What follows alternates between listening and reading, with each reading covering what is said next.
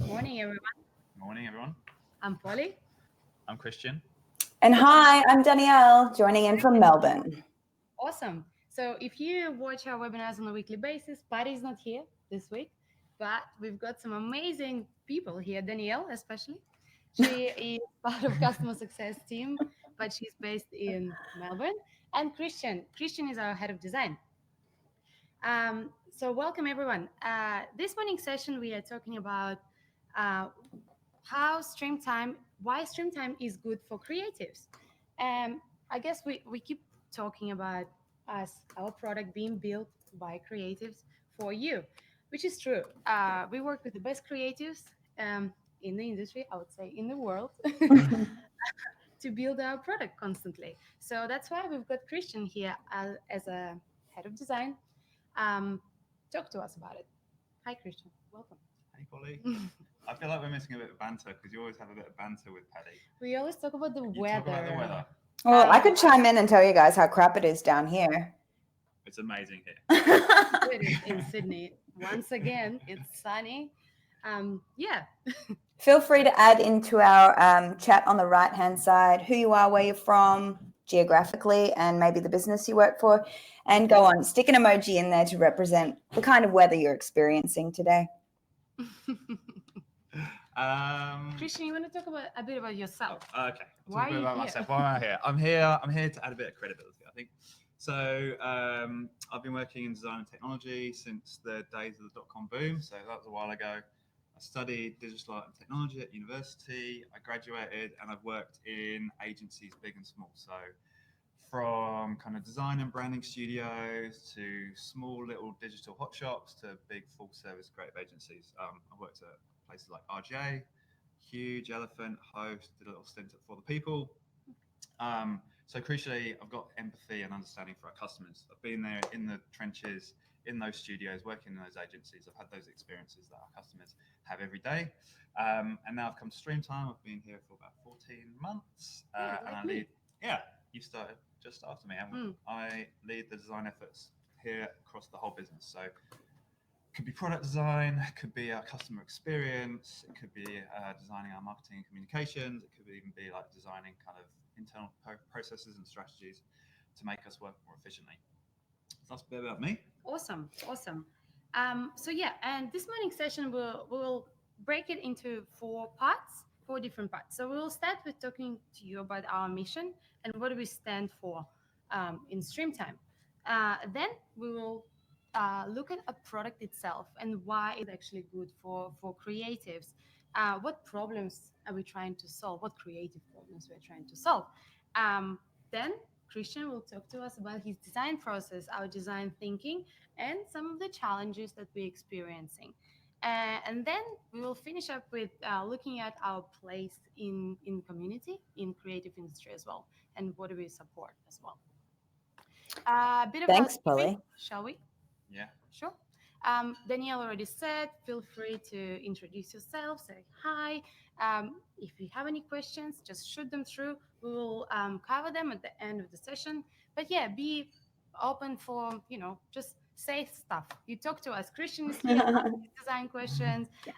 The beauty of our webinars and usually the beauty of Streamtime, you get to talk to anyone in our business. So customer success people like myself and Danielle and Patty was missing, and Christian, and we've got the dev team here as well. So it's awesome that you get to connect to all of us. Should we begin? Yeah, let's kick off. Yeah, well, thanks for introducing yourself earlier, Christian. I thought I might even do a big intro on me. No, I'm joking. But I have been working with Streamtime for almost 8 years. And in that time, I've been supporting the creative industry through helping businesses streamline their creative processes and more so the business processes, which the focus of today's session is how that can affect the creative elements of your business as well. Over the time, our business mission hasn't changed. Our product has. So Streamtime's been around for almost 17 years. This product, though, is really representative of who we are and what our mission is. And Christian, because you are in the trenches all day, every day, building something that's going to be helping different creative people, I'm swinging it back to you to tell people about it. Yeah. Okay. So basically, I'll talk about our mission. So, we're studio and we're project management tools for creative businesses. I like to think of us as an operating system for your creative business. So we stand beside creative companies and we help them manage and optimize their business, no matter how big or small. And the kind of philosophy behind that is creativity is like a real messy business, and we're here to make sense of it. And we do this by making like a real simple software fit for the way creative people work today. And the key thing, Daniel, you just talked about is that, yeah, we've been around for 17 years, but people work incredibly differently from the way we worked 17 years ago. And our product is constantly being developed, constantly being designed for the way that people work right now. What I also explain when I'm talking to potential customers about Streamtime is that looking at how fast we're developing a tool and how often we're talking to people in the industry, I don't only mention that Streamtime's a product for people working today. I'm talking about us being the product you want to be using tomorrow, which is something that a lot of our competitors may not actually be focusing on. But it's very, very evident in what you see on screen and also what's happening behind the scenes within our team. Yeah, 100%. For sure. And when we talk a little bit more about our design process, we'll kind of dig into that a little bit more and unpack it. But like as a company, we've got this kind of motto about defending your creativity. If you are like an everyday creative, we say that a lot. We say it a lot, and it basically means that we're all like on this mission to make your life easier, simpler, more productive, more pleasant, more enjoyable at work. And the thing we think about it is, if we do that right, you're going to spend more time as a creative doing the thing that you love to do at work, and that is being creative. So you're going to spend less time and effort and frustration dealing with those really annoying things about your job, like Admin. the day-to-day admin of your job, filling in timesheets, working out what you should be working on right now, so all that resourcing and scheduling your work. And that's because as creatives, we do our best work when we're in what's known as a flow state. So that's the moment where we're fully immersed in this feeling of like energized focus. So full involvement and enjoyment on the task at hand. So every kind of second you spend in that flow state, you're having a good time. You're in this deep mind thinking. You're in this headspace. It's time well spent. You're happy, and crucially, you're productive and you're fulfilled. So we want you to be there as long as possible and spend as much of your day there. And we don't want you to be distracted by software that's horrible to use, and you can't log on to it. And once you log on to it, you can't remember what job number you worked on 3 weeks ago because it's reliant on a job number system, whatever. Maybe you get distracted because it's just so horrible to look at. Exactly, and it looks ugly, and it's just all these things just throw you. So we're basically on this journey to build something a lot better. We're creative people, so we're taking a bit of a creative approach, and we call it enlightened software. It sounds a bit whatever, but anyway, it's one that encourages better interactions and motivates better performance. I think this is like so interesting about Streamtime. We're actually trying to motivate you to have a more rewarding and fulfilling experience at work, and reward that and celebrate that. So yeah, our product really, it's not just business enabling, it's people enabling too, and you won't hear that from many of our competitors. So yeah, that's the mission behind it. Awesome.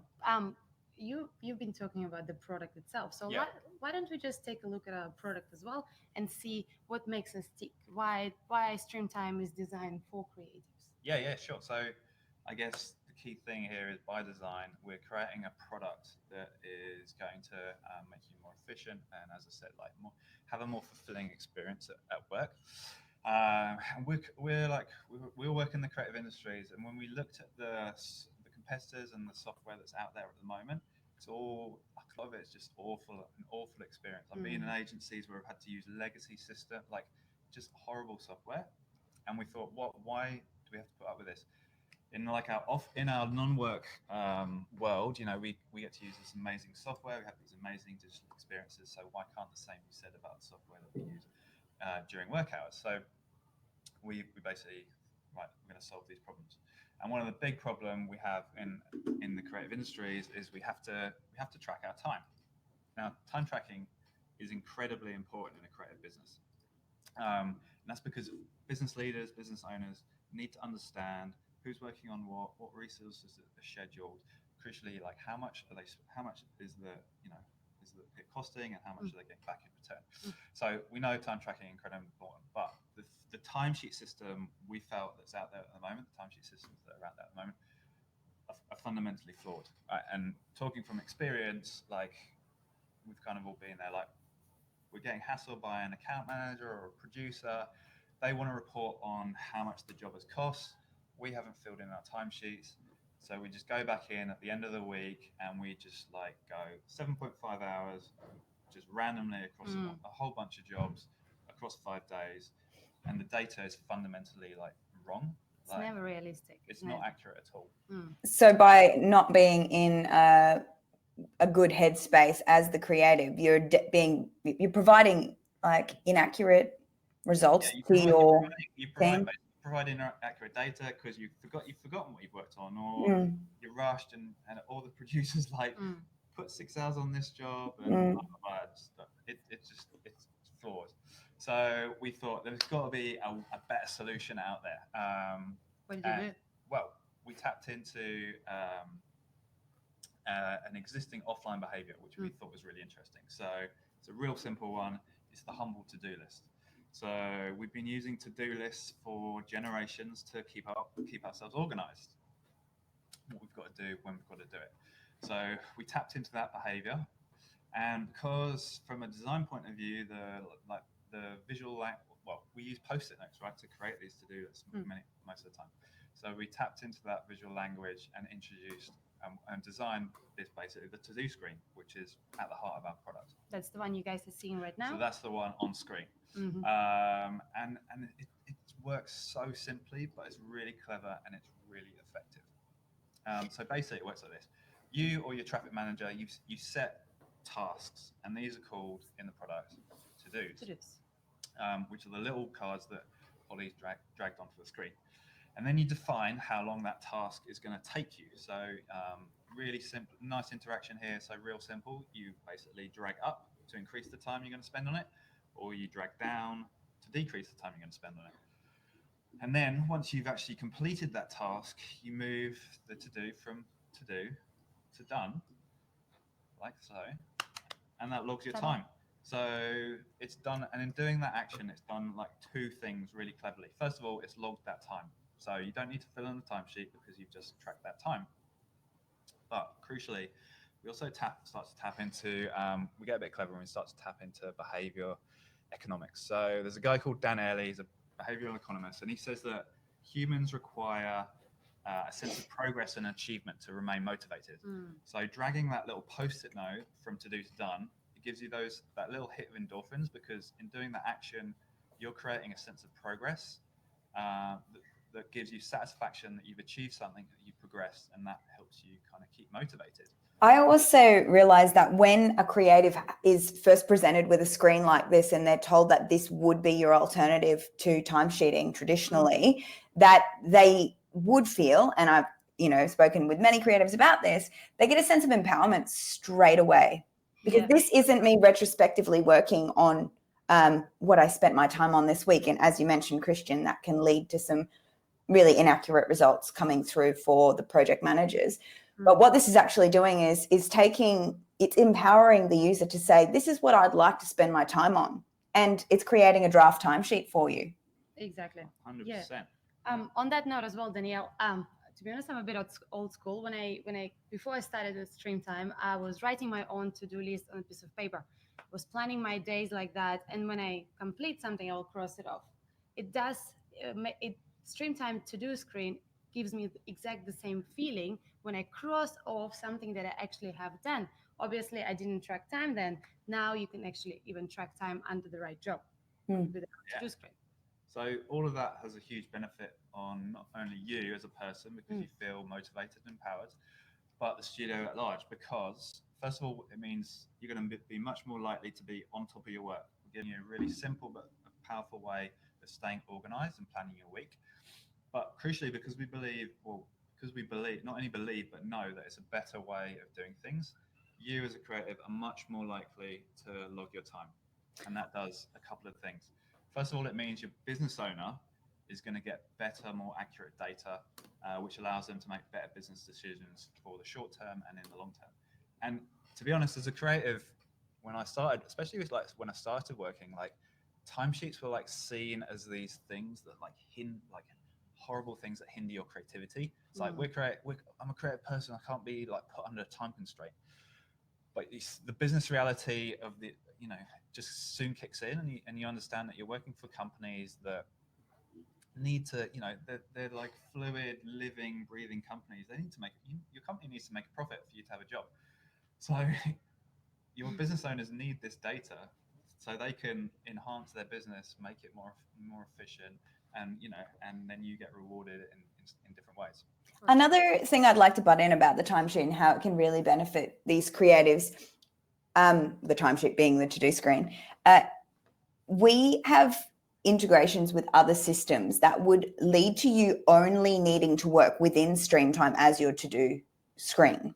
So I know from personal experience in the past, I've had email conversations that are flagged, appointments in my calendar that I keep an eye on in order to understand what it is I need to get done. Streamtime actually can integrate with your calendar, with your emails, with your Slack, with a number of other tools. And what that's going to allow for you to do is actually have these to-dos created with your appointments, such as WIP meetings or meetings with your clients. They will automatically show up in here for you to just reprioritize in your day. And another thing that can kind of keep you focused in your flow state when you're designing to just come back to Streamtime only is the ability to have your Slack messages and emails coming in. So if you're chatting about client changes, or if you're internally discussing a project, if you were to start or flag a message, that can show up in here. So there's not multiple places you're working where you're feeling disjointed and still trying to bring everything in together. Streamtime actually has the ability for it to all sit in that one place. So you can just see that draft timesheet of what needs to happen and, keep it as accurate as possible. And hopefully, as Christian said, we are trying to banish that feeling of what I always describe as big brother on your shoulder.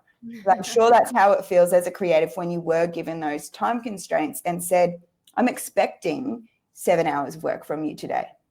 Yeah, for sure. Yeah. And we actually, thanks Danielle, we ran a session on that before. So if you want to stay in your webinar zone, I can actually send you a link for that session where we explain how Streamtime integrates with other tools like Calendar, like Slack that you just said. So stay tuned. Yeah, cool. So you're tracking time. It's really accurate.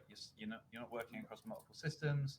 Your business owners are getting good data so they can make good decisions. Your account managers are getting quoting more jobs accurately because they really understand how long things take.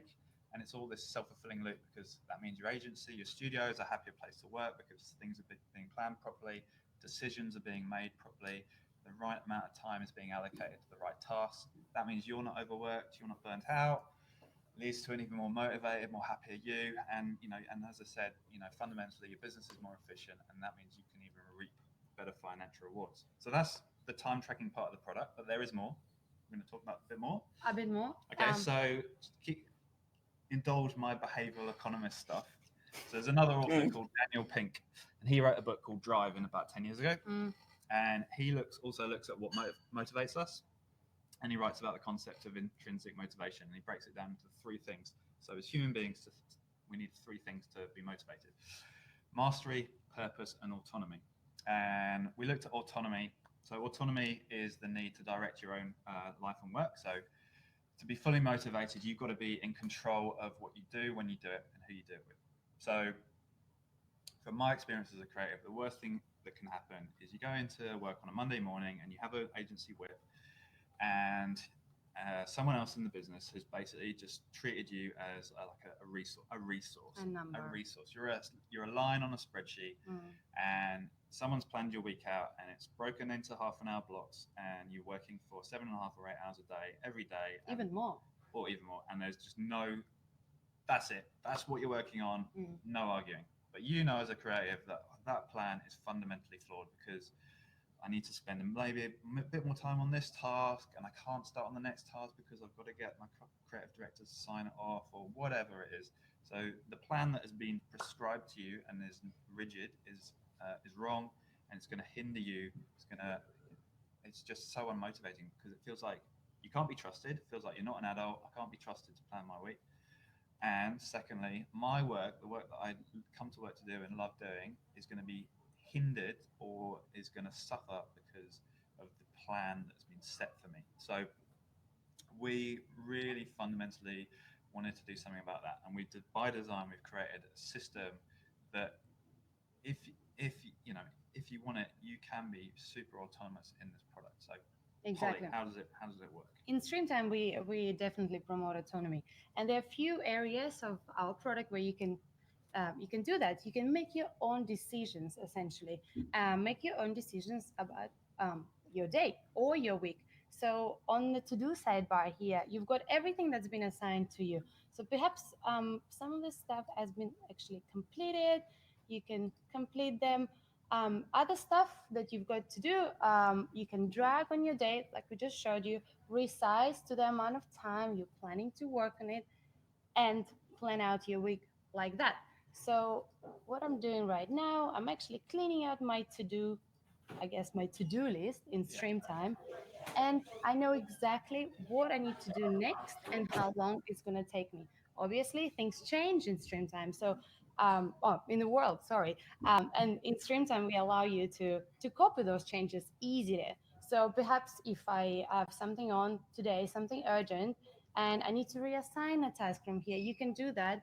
You can reassign the task straight away from your to-do screen to someone else in the team. Obviously, we encourage that communication um, in your team. I feel like a few other ways that you can really personalize your experience within here would be the addition of personal to-dos. So for example, if I know that every Thursday afternoon I actually do go and volunteer, or maybe I've got some GA lessons that I'm teaching, you know, you can block that out in your own calendar as personal time.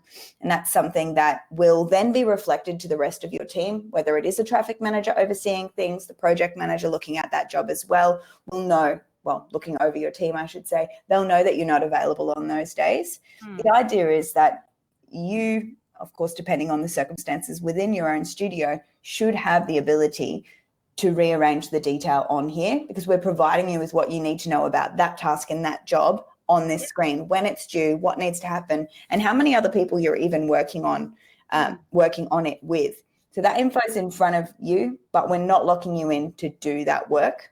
Exactly. It's up to you to personalize this, and that's where I think that sense of empowerment really does come through.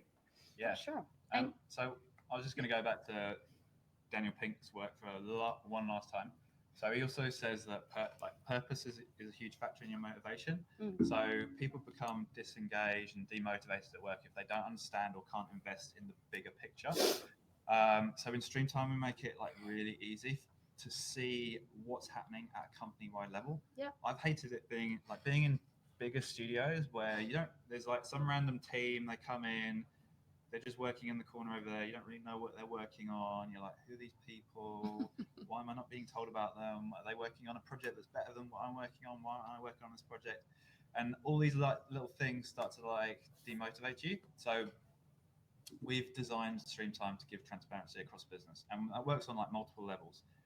Because obviously sometimes there's some sensitive information that business owners might want people to see. But fundamentally, if you've got access to the to-do schedule, you can see what everyone across your whole team is working on. Yeah, essentially it's everyone's to-do screens on one screen.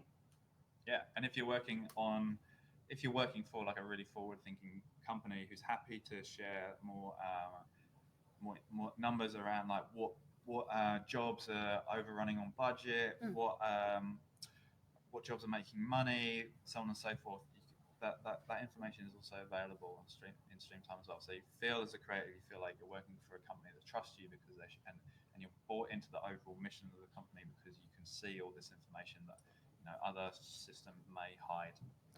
I think that translates really well to our business as well. And I think this might be a good segue for us to talk about the design process that you follow, Christian. I also think when it comes to transparency in a business, something that Streamtime does that's very different to a lot of other companies is, for example, we have a public-facing roadmap that actually shows problems that we'd like to be solving for the creative industry. It shows what we're working on right now, sometimes with some design images as well. It shows what we'd like to work on, and there's actually the ability for creatives like yourselves to jump in and give us feedback. Not only do we have this public-facing roadmap, but we actually engage in a lot of user testing and interviews. So, Christian, run us through what that looks like. Yeah, I just dropped a roadmap link into the chat there. Yeah, so basically, like fundamentally, we practice human-centered design, like user-centric design. Users at the heart of everything we do. We know that without our users, our product wouldn't be anything. We're constantly out there engaging with our users, talking to them, understanding their motivations, their frustrations, what they want and what they need. And we actively, like Danielle, as you said, we actively promote a culture of feedback. We've got our you can give us feedback through Intercom, which is a little bubble on the bottom right-hand corner of the product. Also a great way to get in touch with Polly or I. Yeah, Christian. You can give us, we ask your NPS score, so frequently an NPS score will pop up and you can give us an NPS score, give us feedback. You can give us feedback on roadmap. You can give us feedback via our social channels. We want feedback. We're not scared of it. We're not scared of it. And then basically we take that feedback, we look at, we dig into the underlying like motivations behind that feedback. One of the interesting things about the product is that lots of different people use it in lots of different ways. So one way for someone might not be the right way for another person. So we're basically constantly digging right, peeling back the layers, digging deeper, understanding, is there like a frustration or a need that has a commonality, and then solving that problem on a much higher level. Yeah, it's kind of also the language that we try to use when we're discussing this feedback with our clients is, although you feel the button should be in the top right-hand corner, we need to know what the problem you're experiencing is. Yeah, exactly. It's unpeeling those layers. And then we work iteratively, we design, we test on our users, we refine it through design again, we test, then we release, and we test even more, and we refine, and it's like a constantly iterating, like never ending, never ends, and we're just constantly. But I think that's really important as well, and it's something that I talk to future customers about all the time, is that we don't want Streamtime to be a finished product at any point, because as we mentioned at the beginning of this talk, the industry is changing so quickly, technology is changing so quickly, that we need to be the product for today and tomorrow. And there's no way that we can say, we're done. Thanks, Christian. You've done amazingly. It's never a perfect tool. Never. As soon as we stop innovating, we will die. We'll become irrelevant. So yeah, we're always looking to the future, seeing where the industry is going, and making sure that we're going to be relevant and we're going to be there in the future. Yeah, and that leads me to a question. Yeah. So what are the biggest challenges for you as a designer with Streamtime? Biggest challenge is we've got huge ambition, but we're a fairly small team. So that's definitely a huge challenge. How small? So the design team is myself and my amazing design partner, Sarah, who's away in Tasmania. Hope you're having a good time. So yeah, it's just us, and we've got a relatively very small engineering team. And yeah, we pull in freelancers when we need to, but yeah, essentially it's a small core team. So very big ambition, small team. Means we have to be lean, nimble, and agile, and move quickly on some things. But yeah, that constant iteration also helps, because we know we can put out stuff that maybe isn't polished as we like, but we know it's going to add value and provide utility to our customers and solve their needs. So we put it out there, we get feedback on it, and we go from there. So that's one of the main challenges. And then Aaron talked about it. So Aaron's our founder. He was on the webinar a couple of weeks ago. He also talked about keeping the product focused and streamlined and not bloating it. Like, there's a real temptation.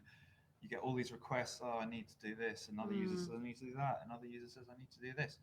And it would be so easy to just go, okay, well, we'll design this feature for you, this feature for you, this feature for you, and suddenly we've got this bloated piece of software, which is irrelevant, because it kind of works for a little bit, works for one person, a little bit works for another person, but doesn't actually cohesively work for everyone.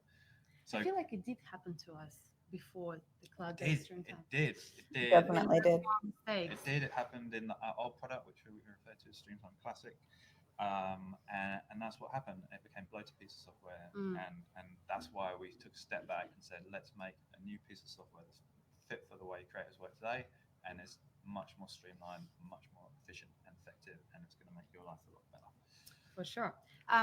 Just conscious of time, we were worried that it's probably not enough to talk about in half an hour, but it's not true. We spoke a lot. Thanks, Christian. So let's jump into the last section of this morning session. Is us in the creative community, in the creative industry.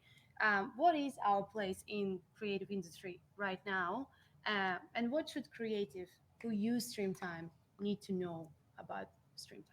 About our brand, I guess. I mean, I'll jump in, and then Danielle, I'm sure you've got lots to say on this as well. But we basically genuinely take pleasure in seeing our customers and their businesses succeed.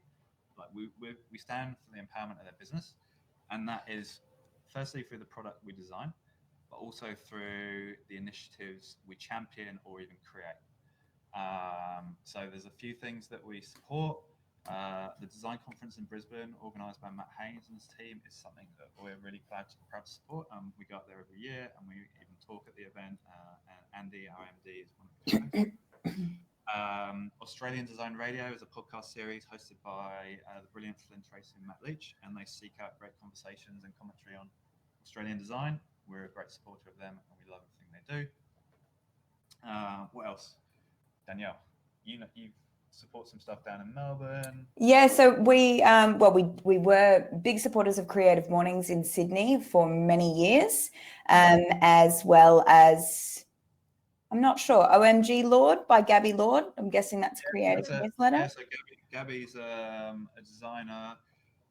She was in Berlin. I think she's in New York now. She has this amazing newsletter called OMG Lord, which is a really good resource, especially for junior designers, designers who just want to know, like, when you go, someone must know a link for this, like, where's a great place to get a book printed, or I don't know, whatever it is. She's got this amazing newsletter with a load of amazing resources that she puts out, and we sponsor that. And then Barely Managing. Barely Managing down here in Melbourne is another event that we're supporters of. It's run by few ladies down here, Audrey from Swear Words, Libby from Portable, and Andrea from Hungry Workshop. And we also have been doing a lot of work lately with Design Business Council, which is Carol and Greg down here in Melbourne. In fact, we being our managing director, Andy Wright, is working with, have we touched on Never Not Creative at all? Not yet. Yeah, okay, well, let's talk about it. So those were who we kind of champion and support, but we've also created our own initiative, which is kind of the brainchild of our MD, Andy Wright. It's called Never Not Creative. Danielle, tell us about it. Well, I haven't really been involved much with Never Not Creative. It was created while I was off on maternity leave. I guess it's us talking about the industry itself and what's not working and what can we do to fix it as a community, not as individuals, as a community. So Andy Wright, our managing director, is the founder of Never Not Creative, that constantly talks about issues in the industry. We know as creators, we've been there in the industry. We've been there. Andy's, was at RGA and a co-founder for the people. We've been in the trenches. We know that there's certain things about the industry that are broken or could be better, and they're tackling things like free internships, creative burnout, mental health issues in the industry. So Andy's doing some amazing work, really championing that, looking at how not just identifying problems but also offering solutions. Exactly. And Never Not Creative is a community. If you want to get involved, there's a Facebook page or Facebook group you can sign up to, and he runs events around the country in Australia. In fact, there's one in Melbourne. There's one happening tomorrow night in Brunswick. So I've just posted the link for this event happening. It's a panel discussion happening tomorrow night in Brunswick for Never Not Creative, tackling creative burnout. We've got some amazing speakers from different agencies around Melbourne. There's still a handful of places left if anyone's free tomorrow night to join us. I've also posted the link for Never Not Creative's website into our chat channel as well, in case anybody was interested in checking out that initiative. And What else are we doing tomorrow morning? tomorrow morning, we're having a breakfast here in Melbourne for some of our community. And we actually touched on it a little bit earlier about how involved we are, how much we're wanting to listen to our customers with any feedback that they have. And something that I've learned over the years with Streamtime was that we kind of did hold back from bringing together a group of our customers. This is back in the Streamtime Classic days, as we were always, I would say, a little bit anxious of providing people with a platform to say, I need this, I want that, you're not doing this well enough. But we truly believe that what we've done with our product and how we've supported the creative industry so far is at a place where we can take any feedback that might come to us really constructively and apply the processes that Christian's mentioned.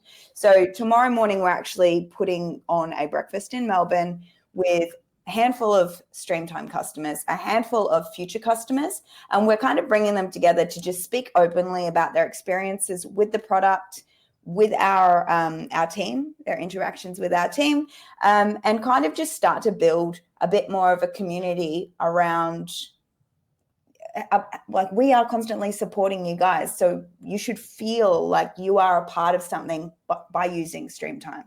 So it's one of the reasons we're putting on this breakfast, and I'll post a link if anybody in Melbourne is still in this chat. You guys can absolutely come along to that one as well. Is coming along.